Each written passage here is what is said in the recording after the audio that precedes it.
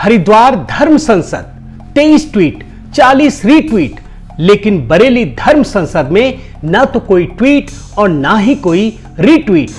हरिद्वार धर्म संसद एक ब्लॉग और एक टीवी शो, लेकिन बरेली धर्म संसद पर ना तो कोई ब्लॉग और ना ही कोई टीवी शो। हरिद्वार धर्म संसद 6 ट्वीट 14 रीट्वीट और एक वीडियो शो, लेकिन बरेली धर्म संसद पर 0 बटा सन्नाटा, ना तो कोई ट्वीट ना कोई रीट्वीट और ना ही कोई वीडियो शो।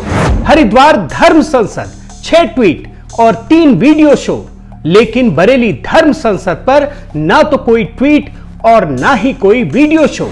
हरिद्वार धर्म संसद 1 ट्वीट और 1 डिबेट शो, लेकिन बरेली धर्म संसद पर ना तो कोई टीवी शो और ना ही कोई ट्वीट।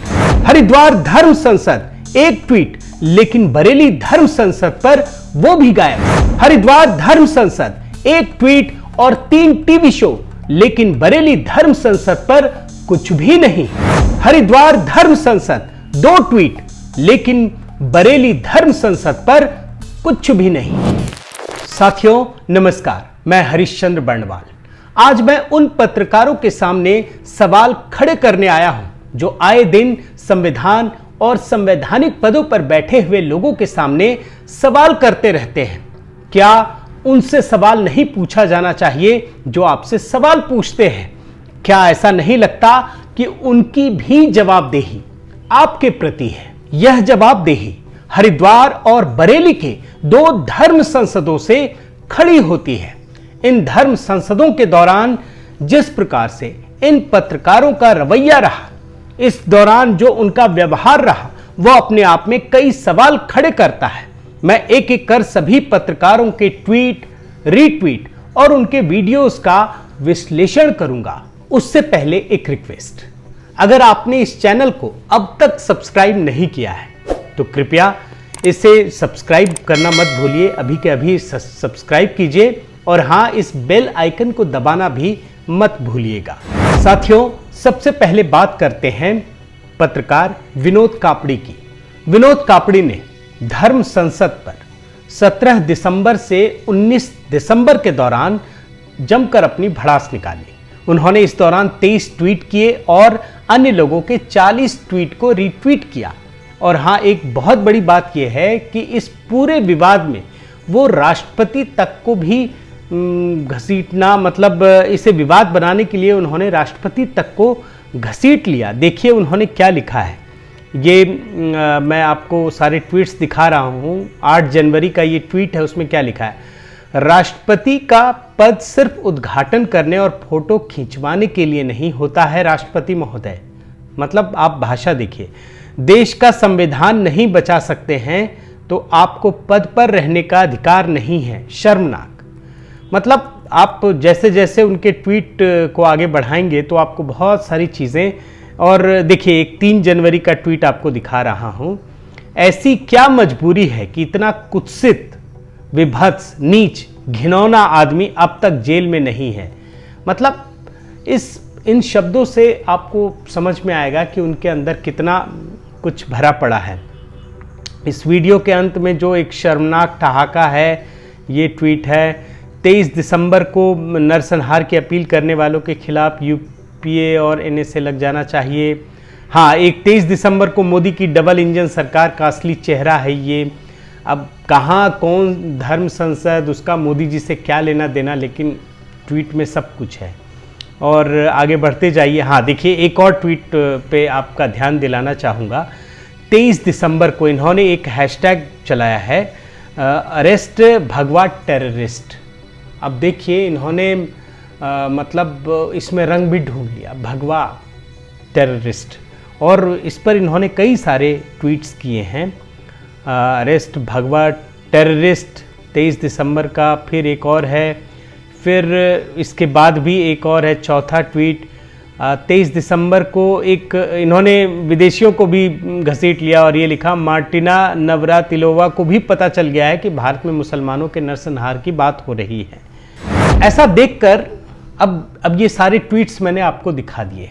ऐसा देखकर आपको, इन ट्वीट्स को देखकर ऐसा लगता होगा कि मानो ये व्यक्ति पत्रकारिता का या फिर नफरत के खिलाफ एक सच्चा सिपाही है। लेकिन जब आप देखेंगे कि 7 जनवरी को मौलाना तौकीर ने बरेली में मुस्लिम धर्म संसद पर जो कुछ भी कहा, उस पर इन्होंने एक शब्द नहीं कहा, एक ट्वीट नहीं किया और ना ही किसी प्रकार के ट्वीट को इन्होंने रीट्वीट किया। अब सोचिए कि जिस हरिद्वार धर्म संसद पर इन्होंने आतंक का रंग तक ढूंढ लिया, वही व्यक्ति बरेली धर्म संसद पर पूरी तरह से इन्होंने चुप्पी साध ली। अब इनका पूरा रिजल्ट एक बार की देख लीजिए। हरिद्वार धर्म संसद पर 23 ट्वीट, 40 रीट्वीट और बरेली धर्म संसद पर 0, कुछ भी नहीं। और अब बात करते हैं स्वयंभू पत्रकार और एनडीटीवी के चहेते एंकर रवीश कुमार की। हरिद्वार धर्म संसद पर इन्होंने बहुत लंबा एक ब्लॉग लिखा है और एक टीवी शो भी किया, लेकिन बरेली धर्म संसद पर इन्होंने अपने मुंह पर ताला लगा लिया, कुछ नहीं कहा, ना ब्लॉग लिखा, ना टीवी शो किया। हरिद्वार की धर्म संसद पर रवीश की कलम ने जो कुछ भी लिखा, उसका एक हिस्सा आपके सामने जरूर मैं पढ़ना चाहूंगा। मैं पढ़ता हूं। इसमें क्या लिखा है? सभी एक ही राजनीतिक और धार्मिक धारा के हैं, इन सब का मालिक एक है। हम इसलिए यह नफरती भाषण दिखा रहे हैं ताकि दर्शकों को सतर्क कर सकें। दुनिया के कई देशों में इस तरह के भाषणों के बाद लाखों लोगों का नरसंहार हुआ है। सुदूर इतिहास में जर्मनी में, रवांडा में और हाल के दिनों में भारत के पड़ोसी देश म्यांमार में प्रधानमंत्री मोदी से सवाल पूछने के लिए कई बार संविधान पर सवाल खड़े करने वाले रवीश कुमार ने 7 जनवरी को बरेली में आयोजित मुस्लिम धर्म संसद में जो जहर उगला गया, उस पर एक शब्द भी नहीं कहा। और तो और इस खबर से उन्होंने पूरी तरह से खुद को दूर रखा। अब मैं किसी अगले पत्रकार पर जाऊं, इनका रिपोर्ट कार्ड भी देख लीजिए। हरिद्वार धर्म संसद पर 1 शो, 1 ब्लॉग और बरेली धर्म संसद पर 0। रवीश कुमार के ही एक और साथी अजीत अंजुम का भी धर्म संसद को लेकर एक उनका जो स्टैंड है वो भी देख लीजिए। इस धर्म संसद पर उन्होंने भी 6 ट्वीट किए और 14 रीट्वीट किए। अब उन्होंने क्या कुछ लिखा है, क्या कुछ सोचते हैं, जरा ये भी देख लीजिए। मोदी राज में नफरती भगवाधारियों के हौसले क्यों बुलंद? ये सीधे प्रधानमंत्री मोदी पर सवाल खड़े कर रहे हैं। आपकी सत्ता की शह में संविधान की धज्जियां उड़ाने वाले लोग धर्म संसद कर रहे हैं। हर वीडियो में दिख रहा हर शख्स देश के लिए बेहद खतरनाक है। ये सब देश के असली दुश्मन हैं। इसे तत्काल गिरफ्तार किया जाना चाहिए। ऐसे लोगों की जगह जेल में है, लेकिन मोदी शाह के राज में इन्हें शह मिलती है। मतलब अजीत अंजुम ने धर्म संसद को लेकर अपने YouTube चैनल पर प्रधानमंत्री मोदी के संसदीय क्षेत्र वाराणसी में जाकर एक पूरा शो तक कर डाला। इसमें शो का नाम ही उन्होंने रखा था मोदी राज में बेलगाम हुए भगवाधारी। मतलब उधर विनोद कापड़ी हरिद्वार धर्म संसद को लेकर राष्ट्रपति को बदनाम कर रहे हैं और इधर अजीत अंजुम इसी कार्यक्रम के लिए प्रधानमंत्री मोदी को बदनाम कर रहे हैं। लेकिन बरेली में मौलाना तौकीर ने जो आग उगली, उस पर अजीत अंजुम ने कुछ नहीं कहा, ना कोई ट्वीट किया, ना बरेली जाकर उन्होंने कोई शो किया। अब मैं अगले पत्रकार पर चलूं, इनका भी आप रिपोर्ट कार्ड देख लीजिए। हरिद्वार धर्म संसद पर 6 ट्वीट, 14 रीट्वीट और 1 शो और बरेली धर्म संसद पर 0। अब देखते हैं सत्य हिंदी से सत्य की बात करने वाले आशुतोष को उन्होंने क्या कुछ किया है। उन्होंने हरिद्वार में हुई संसद पर 6 ट्वीट किए और कोई भी रिट्वीट नहीं किया है। और उन्होंने क्या लिखा है ये भी देख लीजिए। हरिद्वार धर्म संसद के लोगों को कब गिरफ्तार करेगी योगी सरकार? फिर एक ट्वीट है, जहरीले बयान देने वाले लोग पुलिस अफसर से बोले। फिर ये सरकार की चुप्पी का नतीजा है, 29 दिसंबर का ये ट्वीट है। उत्तराखंड धर्म संसद जैसे आयोजन होंगे पूरे देश में, कमेटी बनी तथाकथित धर्म संसद पर देश के प्रधानमंत्री ने कुछ बोला है क्या? एक और ट्वीट है 26 दिसंबर को, बिना मुसलमानों के हिंदुत्व अधूरा है, मोहन भागवत कहते हैं, फिर भी मुसलमानों पर उनके ही परिवार के लोग हमला करते हैं। अब तक आपने देखा कि विनोद कापड़ी ने राष्ट्रपति जी को कटघरे में खड़ा कर दिया, अजीत अंजुम प्रधानमंत्री को लेकर आए, और अब आशुतोष इन दोनों के अलावा संघ प्रमुख मोहन भागवत को भी लेकर आ गए हैं। मतलब उन्होंने इस विवाद में उनको भी घसीट लिया। यही नहीं, उन्होंने सत्य हिंदी वेबसाइट के लिए 3 शो तक कर डाले। इसमें उन्होंने पुलिस को भी कटघरे में खड़ा कर दिया। लेकिन जैसे ही बरेली की मुस्लिम धर्म संसद की बात आई तो उन्होंने कुछ नहीं किया। ना तो उन्होंने कोई ट्वीट किया, ना उन्होंने कोई शो किया, एक शब्द तक नहीं कहा। इस पर सत्य हिंदी के लिए कोई कार्यक्रम करना तो खैर बहुत दूर की बात है। अब इनका आप रिपोर्ट कार्ड देख लीजिए। हरिद्वार धर्म संसद पर 6 ट्वीट, 3 शो, और बरेली धर्म संसद पर कुछ भी नहीं। अब हम राजदीप सरदेसाई की बात करते हैं। राजदीप ने हरिद्वार धर्म संसद पर अपने उन्होंने एक टीवी शो किया है और उसी का वीडियो उन्होंने ट्वीट किया है।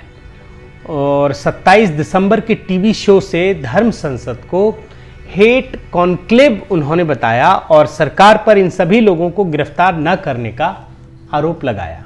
साथ ही उत्तराखंड के पुलिस प्रमुख से गिरफ्तारी न होने पर उन्होंने सीधा सवाल पूछा है।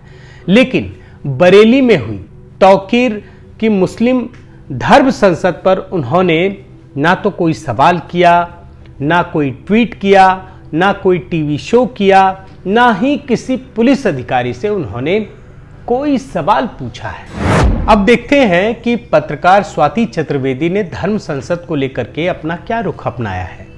स्वाति चतुर्वेदी ने भी इस धर्म संसद पर हरिद्वार वाले एक ट्वीट किया और द वायर की स्टोरी को टैग करते हुए लिखा, Hindutva leaders at Haridwar event call for Muslim genocide.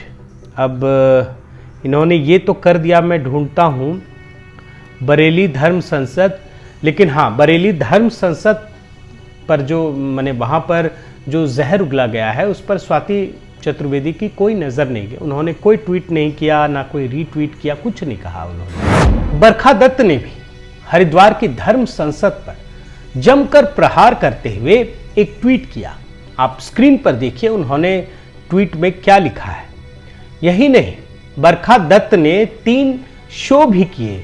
उनका अपना एक फेमस यूट्यूब चैनल भी है और हर बार बरखा ने धर्म संसद के लोगों की नफरत फैलाने के लिए गिरफ्तारी न होने को लेकर प्रधानमंत्री मोदी पर सवाल उठाया है।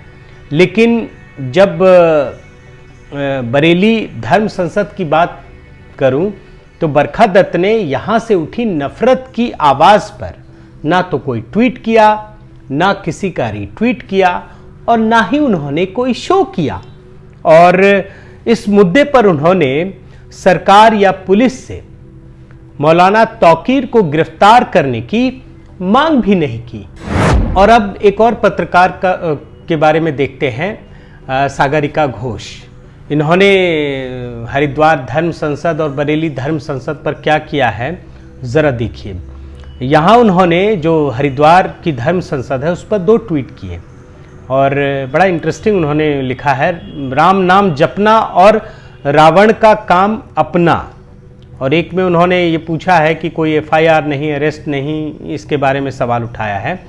मगर बरेली की धर्म संसद वहाँ पर भी जहर उगला गया, उसके बारे में सागरिका ने कोई भी ट्वीट नहीं किया, कुछ नहीं कहा। जाहिर है आज इन पत्रकारों के सामने ठीक वैसे ही सवाल खड़े हो रहे हैं जिन सवालों के बल पर ये पत्रकारिता करते हैं।